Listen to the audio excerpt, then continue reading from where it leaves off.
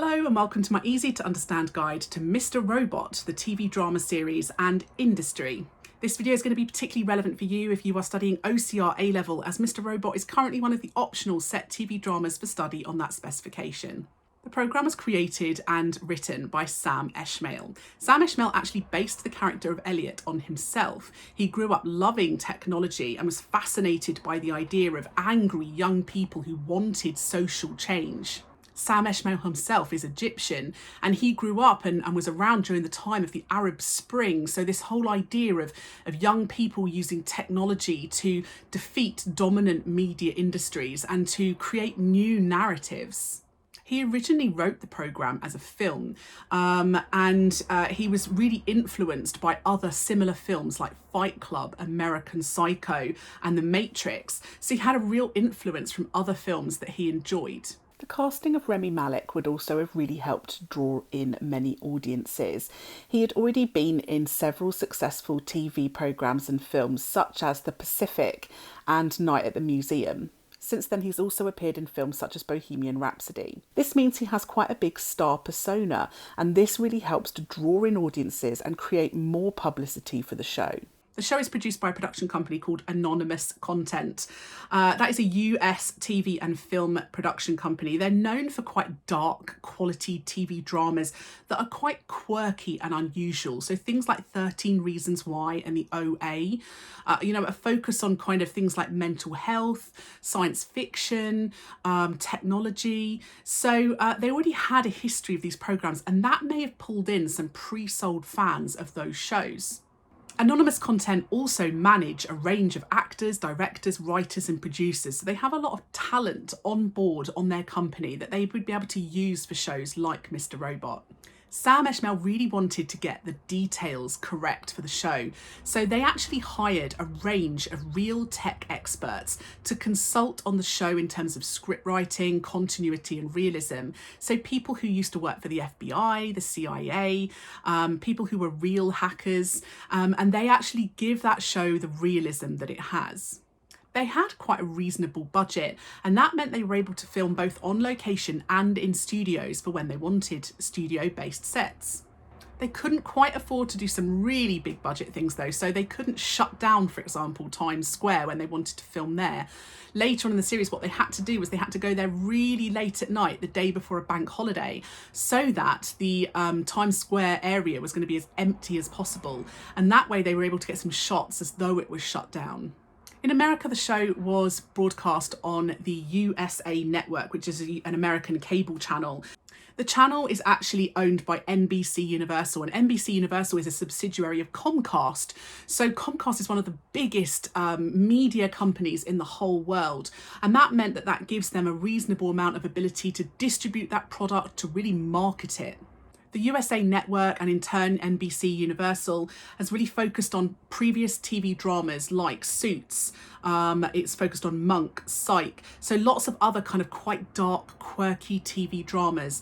And so again, maybe bringing in pre-sold audiences from those shows. After Mr. Robot was broadcast on TV, there used to be a live web show called Hacking Robot, which was a kind of digital after show online where people could talk about the episode and what they thought of it and the details, and people could message in to speak to people. So kind of a way of interacting with audiences and marketing the show online. In order to maximise their profits, they formed a synergetic partnership with Telltale Games to create a video game that related to the show. And they also created a virtual reality experience for Mr. Robot 2, as well as a Mr. Robot book with a company called Red Wheelbarrow. So a range of synergetic merchandise to try and help promote the show and to maximise profits. So USA Network distributed within the US. Within Canada, it was a company called Showcase, and in the UK, it's on Amazon Prime. Within Australia, it's a company called Presto, as well as Fox Showcase. So there's a range of companies involved in distribution because they wanted to distribute globally. So they had to get a range of companies in to help that distribution happen. Universal also helped to distribute on DVD and Blu-ray as well as having ultraviolet digital copies available for download, perhaps targeting those more modern tech-savvy audiences. Amazon Prime, obviously a great way of targeting global online audiences too. They had a range of other marketing techniques for the show. So, for example, Edward Snowden, who's quite famous for being a kind of hacker and tech expert involved in conspiracy theories, was actually welcomed as a fan on Twitter by the official social media channels for Mr. Robot. So when they found out he was following them, they actually tagged him in their posts. And that would have brought in a range of audiences who were interested in conspiracy theories, technology, and hacking. The show's pilot was shown at a festival called the SXSW Festival. They showed the pilot there and it won an award, and that winning of an award at a festival is a great way of promoting your show. Quite unusually, they made the pilot version of the show, i.e. the very first episode, available for free on video on demand sites. So things like YouTube, Prime, as well as Facebook, Xbox, Google Play, the PlayStation Network, also on Twitch. So a huge range of platforms, just showing the real appeal of these technologically converged platforms now for audiences. And that's a great way of targeting audiences who are really into technology, and in particular those gaming consoles and gaming platforms, targeting a young male audience. Their marketing team really blurred the lines between reality and fiction to try and bring in audiences as well. So there's a fictional society within the show called the F Society, and they actually hacked the Mr. Robot Facebook page for 24 hours. So there were live rants about local current events and politics, and it looked as though this real company had hacked the social media channels, and they were actually shared by people over 20 million times. So it's a really great way of making the program seem more real and bringing in audiences who were so intrigued by this that they shared it with others. They did a live Q&A in New York City with the cast and crew, and it started off as a great way to target audiences, being able to ask questions and things like that. However, 15 minutes into the live stream, it was interrupted as though it had been hacked and taken over by F Society, and that is when they dropped part 1 of the season 2 premiere, and so people were able to watch this as though it had been dropped or hacked and dropped almost illegally onto this live stream, and that was seen 750,000 times, so nearly 1 million times. A great way of marketing your show and getting lots of publicity. There was a 3-day live stream created by ISL for the show. It was on Twitch and therefore targeting sort of young male audience. And they cut this into the E3 gaming channel, which is very popular and already has a big audience.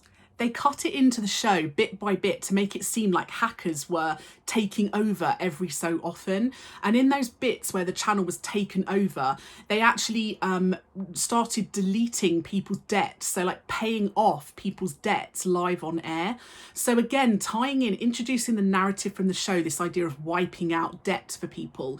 Very, very engaging for that sort of struggler audience, young males who spend a lot of time online. ISL also worked with a company called Story that created fake cash machines in stores all around America. And these cash machines were actually offering people real money. So people would go up to them knowing that it said Mr. Robot on there, but not really sure what they were going to do on there, pressed a few buttons and the show would give them actual cash through the machine. So again, a great way of targeting audiences, engaging them. And, you know, it's the sort of thing people would take photos or videos of and share online. So getting audiences to almost spread the word of mouth for your show. There were various conventions that Mr. Robot appeared at, and conventions are a great way of targeting those kind of opinion leaders, super fans who are likely to spread the word about your show.